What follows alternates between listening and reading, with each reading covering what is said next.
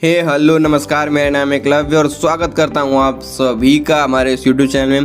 दोस्तों, आज की इस वीडियो में हम बात करने वाले हैं पैरा मेडिकल कोर्सेज के बारे में कि पैरा मेडिकल कोर्सेज है क्या। क्योंकि बहुत सारे ऐसे लोग हैं जो मेरे वीडियोस में कमेंट करके ये चीज पूछे हैं कि पैरा मेडिकल कोर्सेज के बारे में आप क्यों नहीं बताते हैं। तो दोस्तों, आज की इस वीडियो में मैं आपको पैरा मेडिकल कोर्स के बारे में ही बताने वाला हूँ और आपको ये भी बताऊंगा कि क्या करियर स्कोप हो सकता है, आपको जॉब मिलेगी या फिर नहीं मिलेगी और कितनी सैलरी आपको मिल सकती है यदि आप कोई एक पैरामेडिकल कोर्स करते हैं। तो दोस्तों, वीडियो में अंत तक बने रहें जिससे आपको पूरी डिटेल इन्फॉर्मेशन मिल सके पैरामेडिकल कोर्सेज के बारे में। तो चलिए वीडियो को स्टार्ट करते हैं। तो दोस्तों, सबसे पहले बात करते हैं कि पैरामेडिकल कोर्सेज है क्या। तो दोस्तों, पैरामेडिकल कोर्स कहा जाए तो एक तरह से मेडिकल ट्रेनिंग कोर्स है और साथ ही जॉब ओरिएंटेड कोर्स भी है। पैरामेडिकल कोर्स में स्टूडेंट को रियल लाइफ मेडिकल सिचुएशन के बारे में विशिष्ट ट्रेनिंग दी जाती है।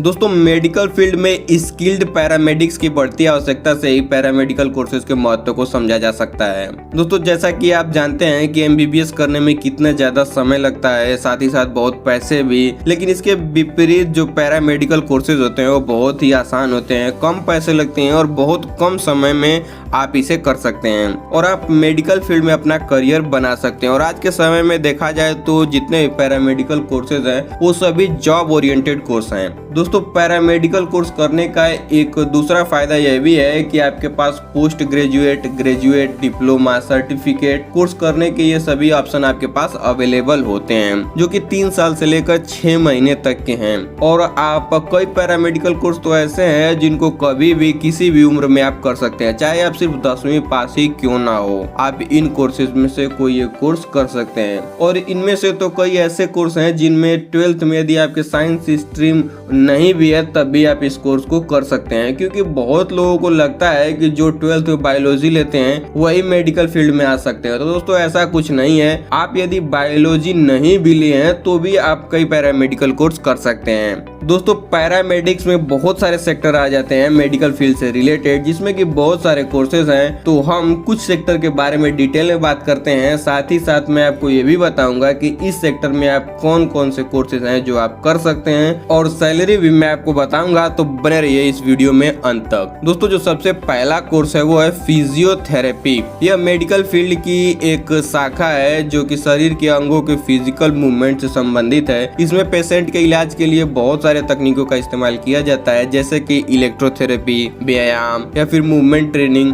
और भी कई तरीके हैं। इन सब का उपयोग करके पेशेंट को ठीक किया जाता है। दोस्तों, फिजियोथेरेपिस्ट का स्पोर्ट्स के क्षेत्र में बहुत ही बेहतरीन करियर हो सकता है, क्योंकि फील्ड में 24/7 फिजियोथेरेपिस्ट की आवश्यकता होती ही है। और यदि आप किसी स्पोर्ट्स कंपनी या फिर क्लब के लिए काम करते हैं तो आप बहुत अच्छा पैसे कमा सकते हैं। अगर आपको विश्वास नहीं हो रहा है मेरी बातों का तो आप गूगल कर लीजिए कि बीसीसीआई के जो थेरेपिस्ट हैं उनकी सैलरी कितनी है। आपको पता चल जाएगा कि फिजियोथेरेपिस्ट में आपका जॉब स्कोप क्या हो सकता है। अब आइए बात करते हैं कि कौन कौन से कोर्सेज हैं जिन्हें आप कर सकते हैं। तो दोस्तों, जो सबसे पहला कोर्स है वो है बैचलर ऑफ फिजियोथेरेपी और जो दूसरा कोर्स है वो है डिप्लोमा इन फिजियोथेरेपी। तो दोस्तों, आप इन दोनों में से कोई भी कोर्स कर सकते हैं। इनको करने के बाद आप 15,000 से लेकर 70,000 पर मंथ तक कमा सकते हैं और आप इससे ज्यादा भी कमा सकते हैं, या आप पर निर्भर करता है कि आप काम कहाँ करते हैं। ठीक है, अब दूसरे सेक्टर की बात करें तो वह है नर्सिंग। नर्सिंग स्टाफ का जो रोल होता है वो डॉक्टर के बाद दूसरा बहुत ही महत्वपूर्ण रोल होता है, क्योंकि जब कोई पेशेंट एडमिट होता है या फिर किसी पेशेंट की सर्जरी होती है उसके बाद नर्सेज ही होती हैं जो उनकी देखभाल करती हैं। आपको पता होगा कि कोई भी सर्जरी होती है तो उसमें नर्सेज डॉक्टर को असिस्ट करती हैं। नर्स का काम अलग अलग जगह वो बहुत सारे काम होते हैं, जैसे कि पेशेंट का रिकॉर्ड मेंटेन करना, मेडिसिन पहुंचाना, pre and post operational care, dressing, first aid care, immediate treatment और भी बहुत सारे कार्य हैं जो एक नर्स द्वारा किया जाता है। ये सभी चीजें आपको पता होगी।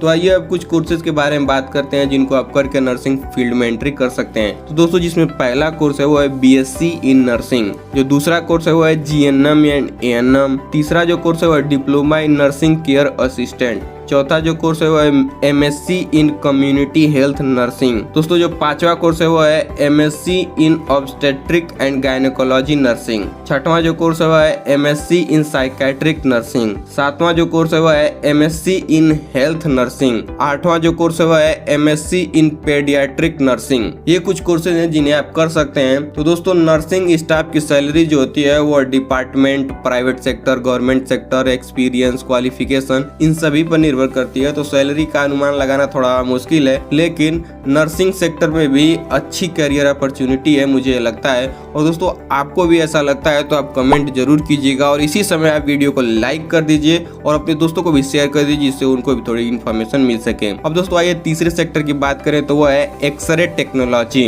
दोस्तों एक्सरे टेक्नोलॉजी के अंतर्गत जितने भी कोर्सेज हैं वो स्टूडेंट के बीच बहुत ही पॉपुलर हैं और साथ ही साथ इनका मेडिकल फील्ड में बहुत महत्व है। इसके अंतर्गत एक्सरे के प्रकार, इमेजिंग टेक्नोलॉजी का इस्तेमाल, एक्सरे को रीड करने का तरीका और कैसे एक्सरे को पर्टिकुलर केस में यूज करें, ये सभी चीजें एक स्टूडेंट को एक्सरे टेक्नोलॉजी के अंतर्गत सिखाई जाती है। इसमें आप ये कोर्सेज कर सकते हैं जैसे कि पहला जो कोर्स है वो है BSc इन एक्सरे टेक्नोलॉजी, दूसरा जो कोर्स है वो है BSc इन मेडिकल इमेजिंग टेक्नोलॉजी, तीसरा जो कोर्स है वो है बैचलर ऑफ रेडिएशन टेक्नोलॉजी, चौथा जो कोर्स है डिप्लोमा इन एक्सरे टेक्नोलॉजी, पांचवा जो कोर्स है सर्टिफिकेट इन एक्सरे टेक्नीशियन। ये सभी कोर्सेज हैं, इनमें से आप कोई सा भी कोर्स कर सकते हैं। दोस्तों सैलरी की बात करें तो भारत में 3 लाख से लेकर 5 लाख पर एनम आपकी सैलरी हो सकती है और इसके कोर्सेज पर भी निर्भर करता है कि आप बैचलर करते हैं तो आप डिप्लोमा और सर्टिफिकेशन से ज्यादा ही कमाएंगे। ये ऑब्वियस सी बात है, आप समझ सकते हैं इस बात को कि यदि आप कोई भी बैचलर की डिग्री रखते हैं तो आप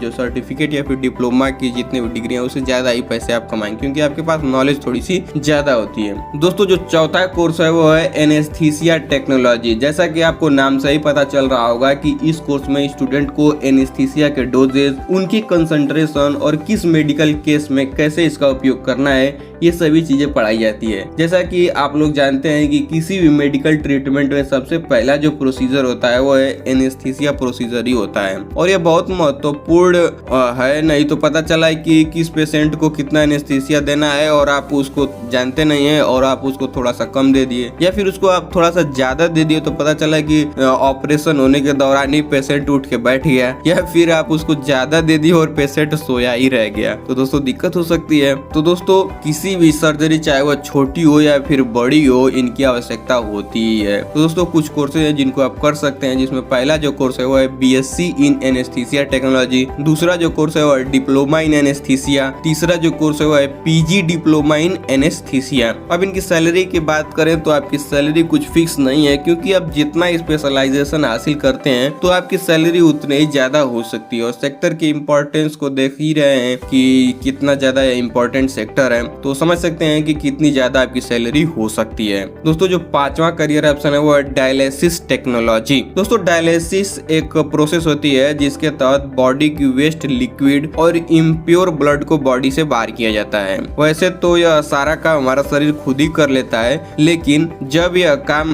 करने में शरीर सक्षम नहीं होता है तब डायलिसिस की जाती है। दोस्तों इस सेक्टर में स्टूडेंट को मशीनरी, टेक्निक्स और प्रोसीजर ऑफ डायलिसिस के बारे में ट्रेन किया जाता है और भी इससे रिलेटेड चीजें स्टूडेंट को पढ़ाई जाती हैं। तो कुछ कोर्सेज है जिनको आप कर सकते हैं जिसमें जो पहला कोर्स है वो है BSc इन डायलिसिस थेरेपी, दूसरा जो कोर्स है वो है डिप्लोमा इन डायलिसिस टेक्नोलॉजी, तीसरा जो कोर्स है वो है certificate in dialysis technician. In courses को करने के बाद आप 15,000 से लेकर 18,000 रुपए पर मंथ तक कमा सकते हैं और आपके वर्क एक्सपीरियंस के भी आधार पर यह निर्भर हो सकता है कि आप ज्यादा यदि स्पेशलाइज्ड हैं तो आप थोड़ा सा ज्यादा पैसे कमाएंगे। ठीक है, उसके बाद जो दोस्तों छठवां सेक्टर है उसे देखते हैं तो वो है मेडिकल लेबोरेटरी टेक्नोलॉजिस्ट। दोस्तों मेडिकल ट्रीटमेंट में लेबोरेटरी का एक बहुत ही महत्वपूर्ण भाग है। किसी भी रोग की डायग्नोसिस करने के लिए कुछ सैंपल लिए जाते हैं, लेबोरेटरी में भेजा जाता है और जहां एक स्किल्ड ट्रेंड टेक्नीशियन की जरूरत होती है जो सही से जांच कर सके और उसका सही रिजल्ट दे।